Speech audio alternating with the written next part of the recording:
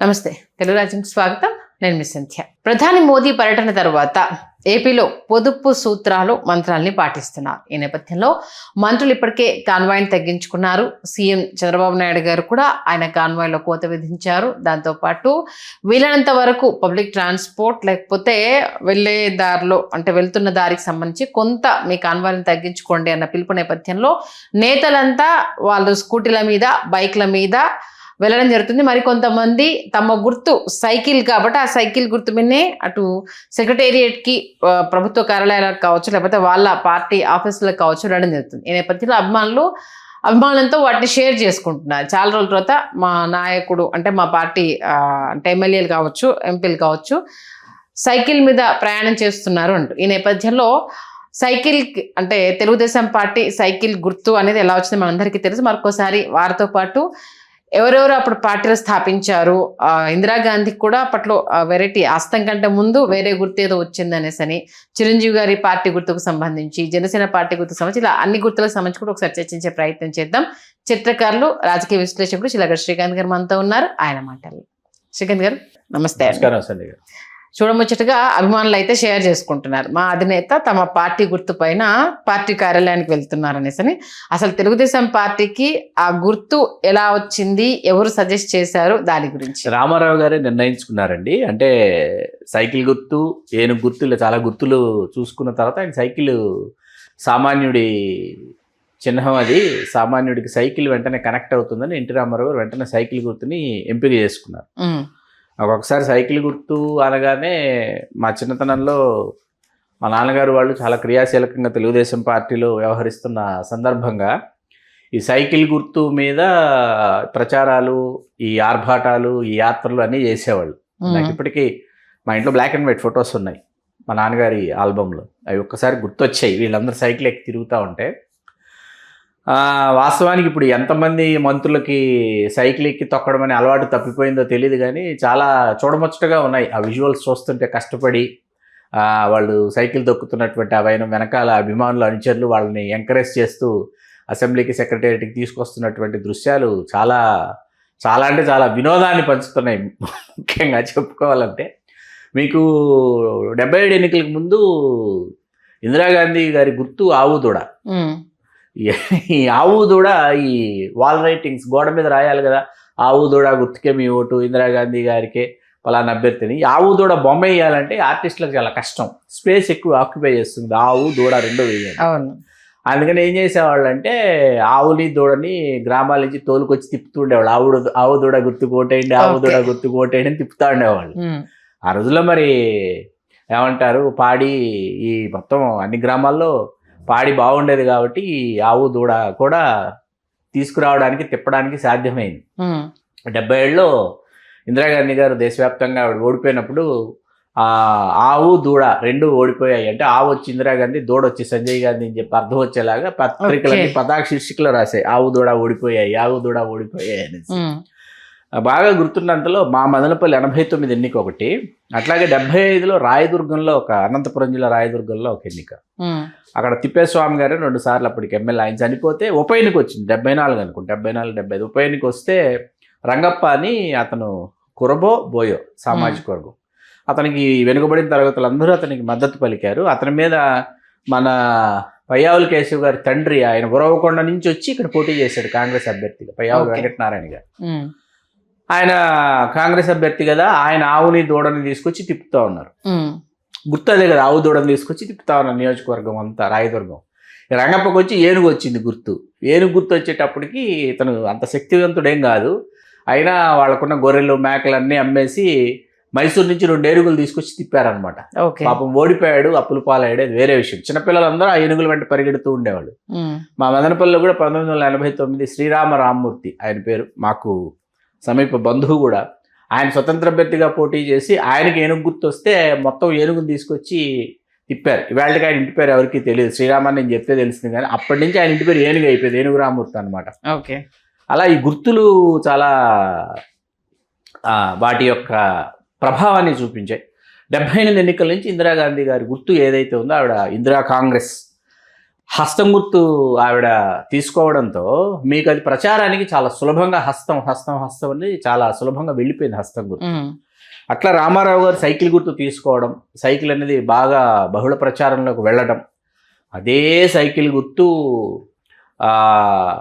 NT Ramarao గారిది కాదు, చంద్రబాబు నాయుడు గారికి సంబంధించినటువంటి ఆయన నాయకత్వంలో ఉన్న తెలుగుదేశం పార్టీకే చెందుతుంది అని ఎలక్షన్ కమిషన్ ఏ రోజైతే తెలియజేసిందో అది రామారావు గారు ఆయన చాలా మానసిక వేదనకు గురి కావడానికి కూడా అదే సైకిల్ గుర్తు కారణమైంది. అది ఒకంత బాధాకరమైనటువంటి అంశం, నిజంగా బాధ కలుగుతుంది. ఆ తర్వాత మీకు లక్ష్మీపార్వతి గారికి సింహం గుర్తు వచ్చింది. ఇంకా నేను సింహాన్ని తీసుకొచ్చి తిప్పలేదు అనమాట. ఆవిడ పార్టీ పెట్టినప్పుడు తర్వాత పార్టీ కనుమరుగైపోవడం, ఆవిడ దానిని అట్లా అయింది ఆ పార్టీ. లేకపోతే సింహాలని తీసుకొచ్చి తిప్పేవాళ్ళు. హరికృష్ణ గారికి గంట గుర్తు వచ్చింది. చిరంజీవి గారికి మొదట వచ్చినటువంటి గుర్తు రైలు ఇంజన్. వాస్తవానికి ప్రయత్నించింది సూర్యుడి గుర్తు కోసం, చాలా ప్రయత్నం జరిగింది, కాకపోతే రైలు ఇంజన్ వచ్చింది. ఆ తర్వాత ఎన్నికల కమిషన్ సూర్యుడి గుర్తు కేటాయించింది ప్రజారాజ్యానికి. కానీ ఆ తర్వాత పార్టీని విలీనం చేయటం అది జరిగింది. కాబట్టి సూర్యుడు మొదట సూర్యుడి గుర్తు కావాలనుకున్నప్పుడు సూర్యుడి గుర్తు డిఎంకే వాళ్ళ గుర్తు. అప్పుడు మాకు అనిపించింది, మా వరకు చిరంజీవి గారు వెళ్ళి కరుణానిధి గారిని కలిసి ఇట్లా ఆంధ్రప్రదేశ్ ఎన్నికలకు సంబంధించి సూర్యుడి గుర్తు మేము కోరుతున్నాం కాబట్టి మీరు ఎన్నికల కమిషన్ ఏదైతే ఉందో అక్కడ ఆంధ్రప్రదేశ్లో పలానా పార్టీకి సూర్యుడి గుర్తు కేటాయించడంలో మాకు అభ్యంతరం లేదని కరుణానిధి గారు చెప్పి ఉన్నట్లయితే సూర్యుడి గుర్తు వచ్చి ఉండేదేమో తెలియదు. వేళ అయిపోయింది కాబట్టి మనం మాట్లాడుకోవడానికి ఏమీ లేదు. అప్పుడు ఆ సలహా చిరంజీవి గారికి ఎవరు ఇవ్వలేదని అనుకుంటున్నాను. ఆ మటుకు నాకు అప్పుడు అనిపించింది. అది ఆ రైలు ఇంజిన్ గుర్తు రావటం, రైలు ఇంజిన్ గుర్తు కేటాయించగానే చిరంజీవి గారు రైలు ఇంజిన్ బొమ్మ పట్టుకుని ప్రచారం చేయటం ఇంకా గుర్తుంది నాకు. అలా వామపక్షాల వాళ్ళ గుర్తులు మనకు తెలుసు. ఆ రెండు పార్టీలుగా కమ్యూనిస్ట్ పార్టీ మార్క్సిస్ట్ ఒకటి, ఇండియా ఒకటి, సిపిఐగా విడిపోయిన తర్వాత ఒకటి సుత్తి కొడవలైంది, ఇంకొకటి కంకి కొడవలైంది. ఇట్లా ఇన్ని చిహ్నాలు, ఇవన్నీ వాటి యొక్క ప్రాధాన్యత ఈ విధంగా సాగి చాలా ఫన్నీగా వచ్చిన గుర్తు ఏది ఎవరికన్నా అంటే ఫన్నీగా అంటే స్వతంత్ర అభ్యర్థులకు వస్తుంది. Very good question. ఫన్నీగా అంటే మీకు ఎట్లా ఉంటాయంటే ఒకటి క్యాబేజీయో కాలీఫ్లవర్ వచ్చిందండి, క్యాబేజీ అనుకుంటా. అది మీకు పోస్టల్ బ్యాలెట్ లేకపోతే ఆఫ్టర్ పోస్టల్ బ్యాలెట్ మనకి ఇవాళ ఇది తీసుకున్న ఈవీఎంస్ తీసుకున్నా అదేదో మెదడు ఏదో ఛిద్రం అయిపోయి చెదిరిపోయినట్టు ప్రింట్ అవుతుంది. అది మెదడు గుర్తా లేకపోతే క్యాబేజీ గుర్తా కాలీఫ్లవర్ గుర్తా చెప్పడం అర్థం కాదు.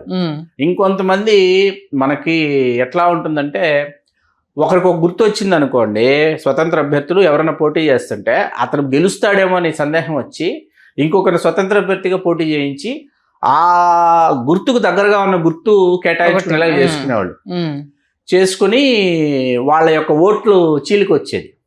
ఇట్లాంటి అద్భుతాలన్నీ చేసేటటువంటి వాళ్ళు. ఇంకా రోడ్ ఇంజన్లు ఇవన్నీ చాలా ఉన్నాయి, రోడ్ రోలర్లు, ఇట్లాంటి గుర్తులు వస్తాయన్నమాట. పెద్ద పార్టీలో ఎవరికి డిఫరెంట్ గా గుర్తులేం రాలేదా? లేదు, ఇవన్నీ అంటే పార్టీలకి చెప్పుకోదగ్గ గుర్తులే కదా. మనకి సైకిల్ గుర్తు ఇన్స్పిరేషనే కేసీఆర్ గారికి కారు తీసుకోవడానికి కారణం అక్కడ సైకిల్ గుర్తు. జనసేనకి గాజు కంట ముందు లేదు, గాజు గ్లాసే జనసేన గుర్తు.